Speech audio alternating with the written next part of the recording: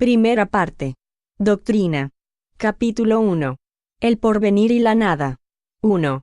Vivimos, pensamos, obramos, he aquí lo positivo, moriremos, esto no es menos cierto.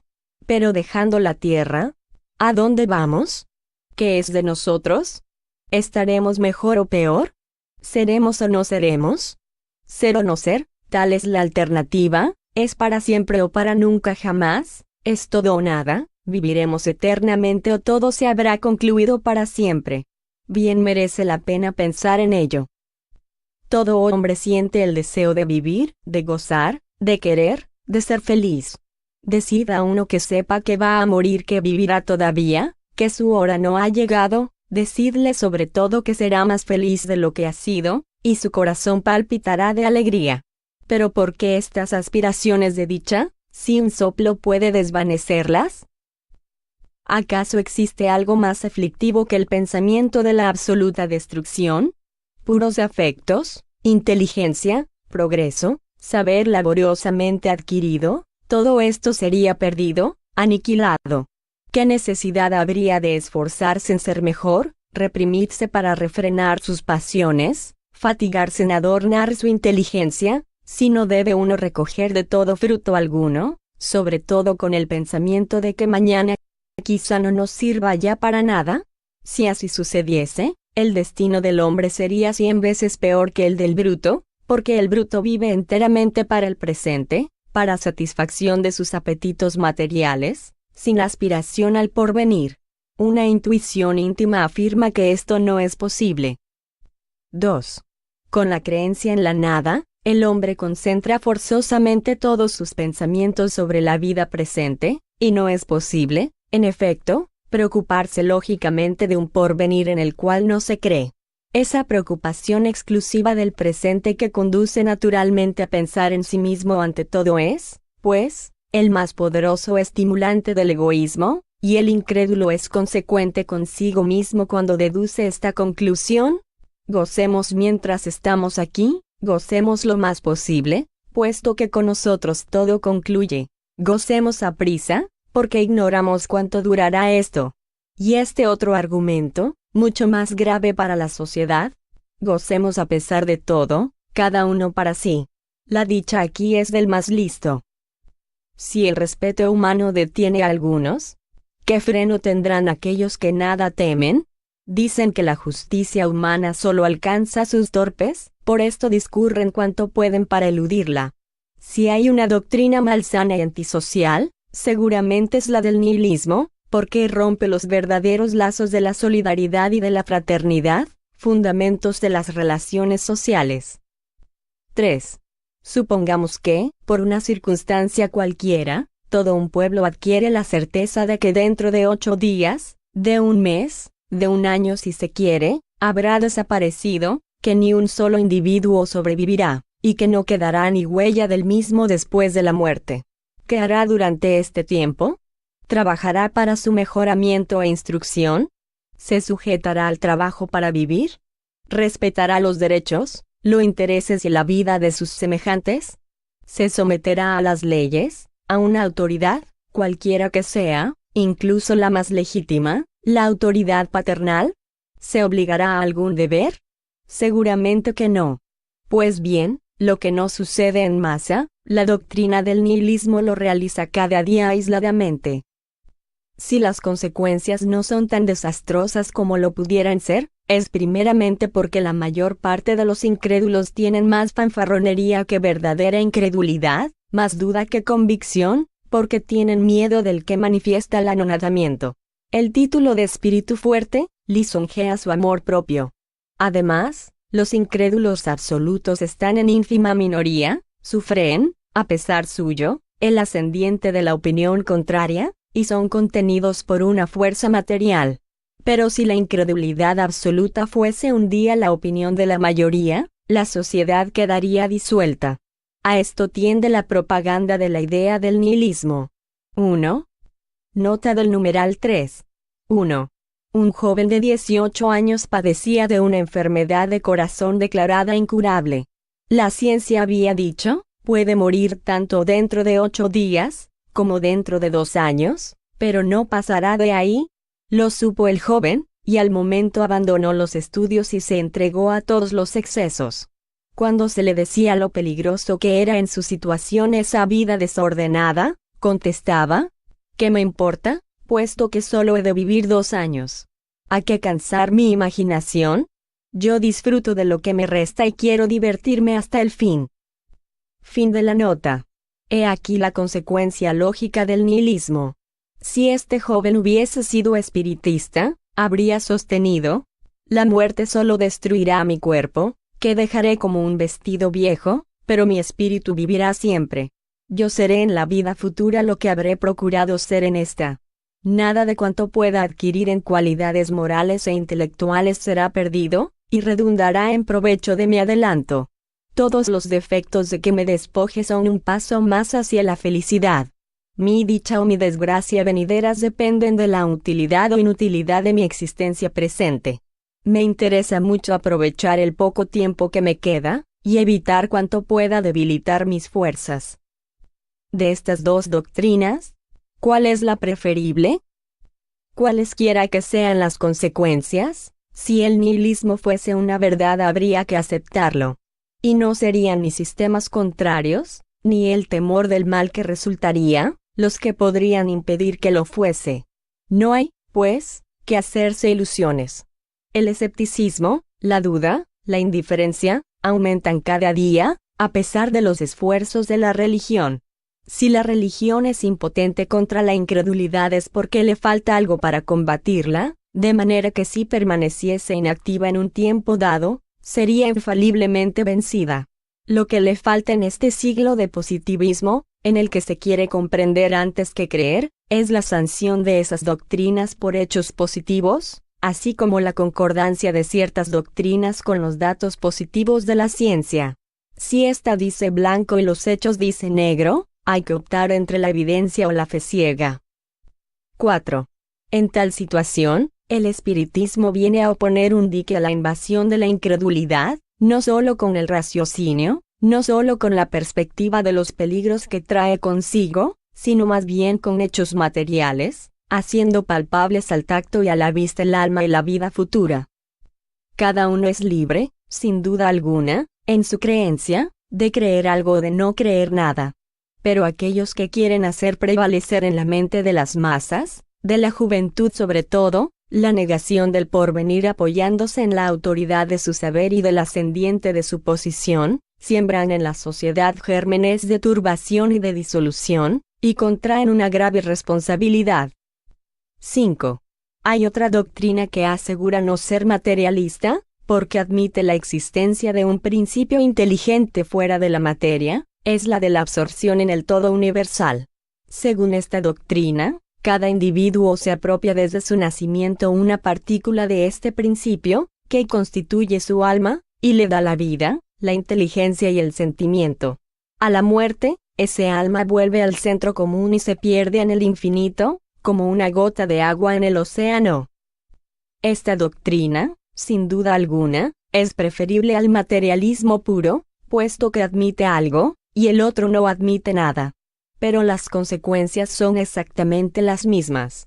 Que el hombre sea sumido en la nada o en un depósito común, es igual para él.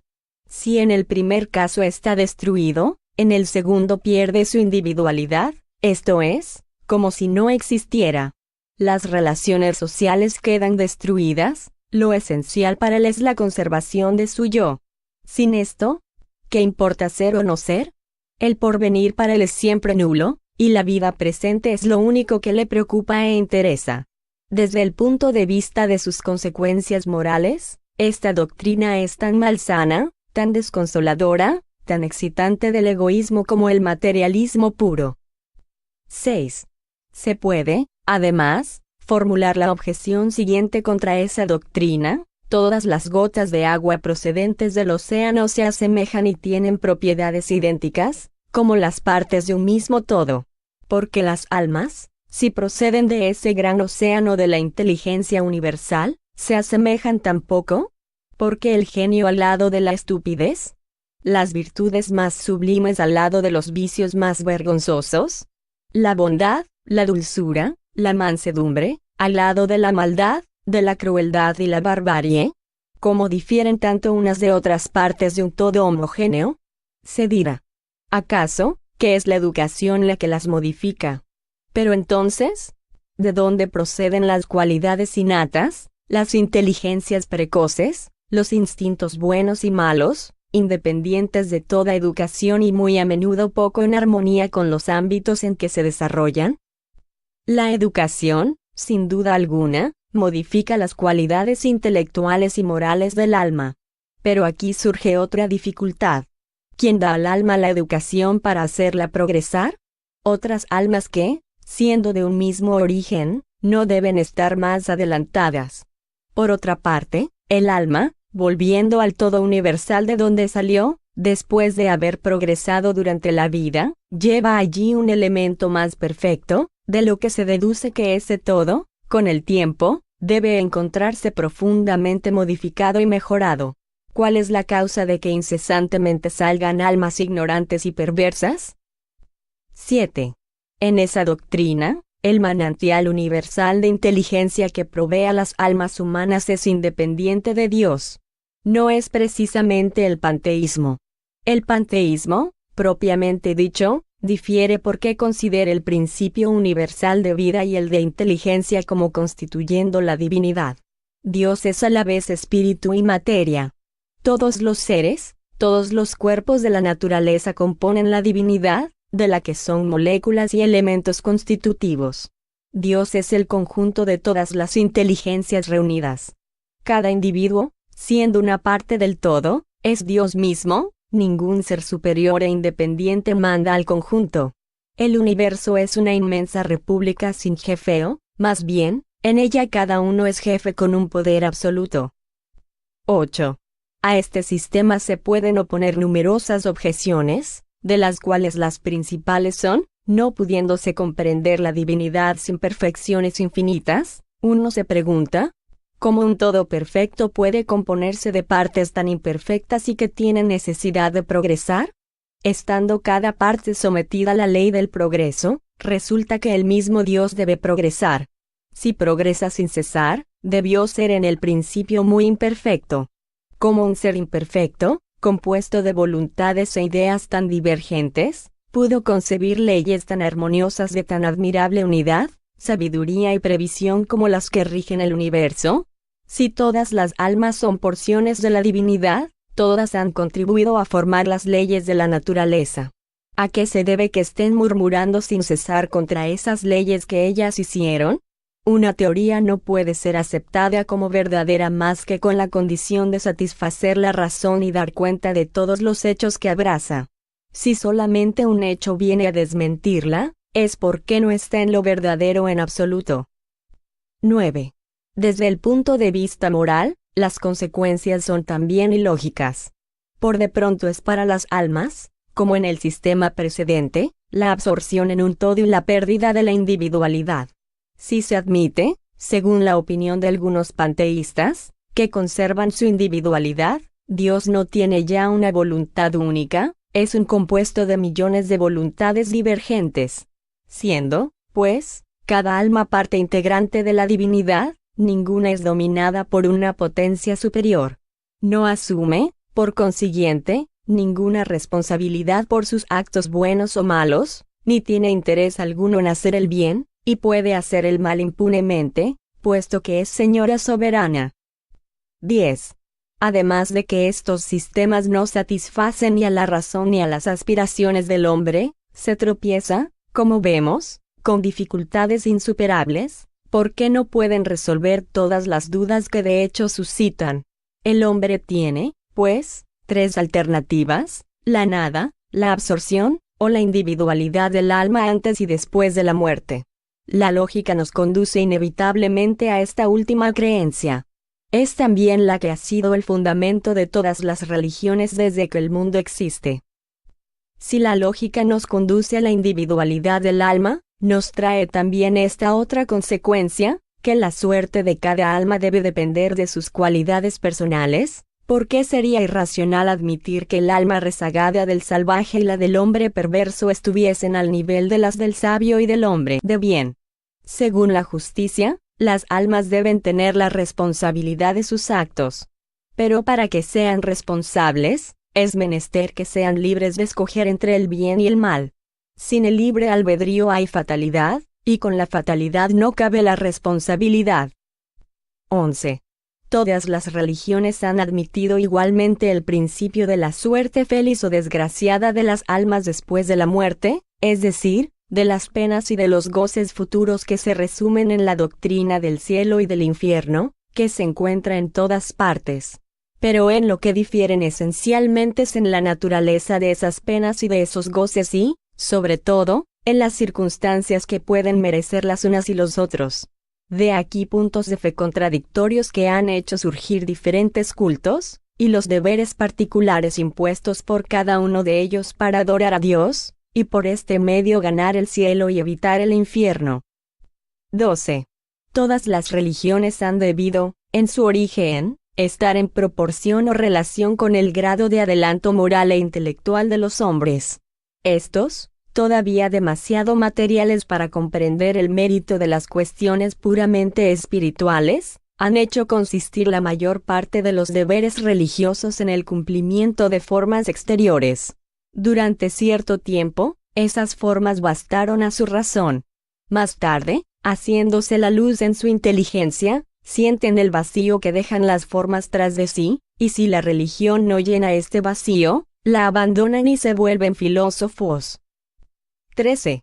Si la religión, apropiada en un principio a los conocimientos limitados de los hombres, hubiese seguido siempre el movimiento progresivo del espíritu humano, no habría incrédulos, porque está en la del hombre la necesidad de creer, y creerá si se le da un alimento espiritual en armonía con sus necesidades intelectuales.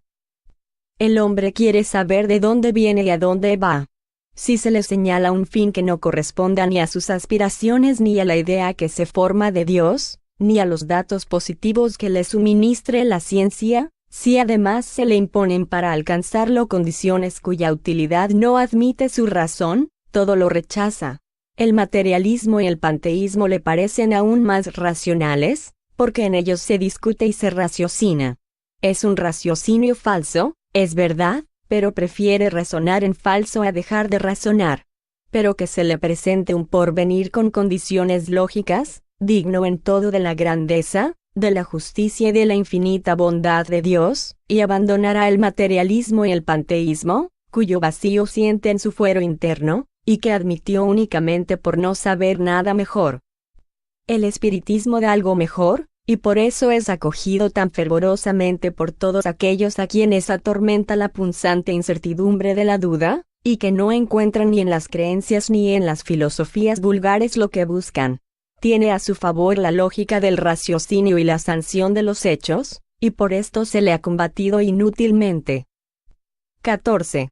El hombre tiene instintivamente la creencia en el porvenir. Pero no teniendo hasta hoy ninguna base cierta para definirlo, su imaginación ha forjado sistemas que han traído la diversidad de creencias. No siendo la doctrina espiritista sobre el porvenir una obra de imaginación más o menos ingeniosamente expresada, y sí el resultado de la observación de hechos materiales que se desarrollan hoy a nuestra vista, reunirá, como lo hace ya actualmente, las opiniones divergentes o flotantes, y traerá poco a poco y por la fuerza natural de las cosas la unidad de creencia sobre este punto, creencia que no tendrá por base una hipótesis, sino una certeza. La unificación hecha en lo relativo a la suerte de las almas será el primer punto de contacto entre los diferentes cultos, un paso inmenso hacia la tolerancia religiosa primero, y más tarde hacia la fusión.